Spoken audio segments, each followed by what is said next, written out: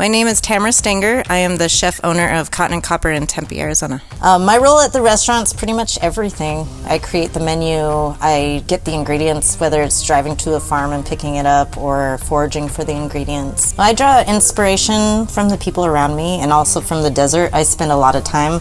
When I'm not in the kitchen, I'm up in the desert somewhere, like searching, scouting for food, foraging food. My menu is kind of hard to describe to people in few words. We take modern ideas and old heirloom recipes and then Arizona ingredients, and we incorporate it into a way that tells a story.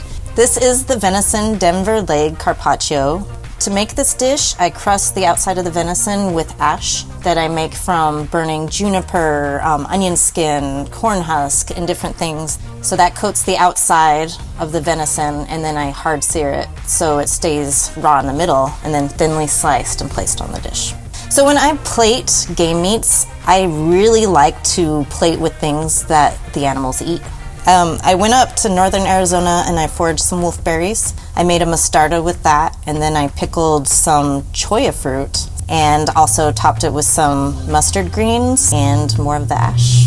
This is the white tepary bean spread. It's plated on the Bella Vita Marie dinner plate by Fortessa.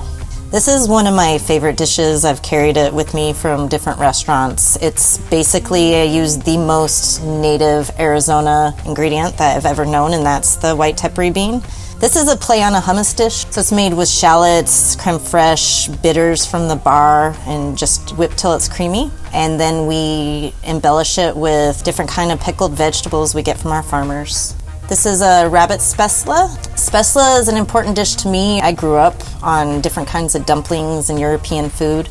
So this is something that reminds me of my father's mother. We did a little spin on it by using rabbit sausage and made a beurre blanc with vermouth and European butter. And that's plated with some Asiago cheese, just some microgreens and cracked pepper.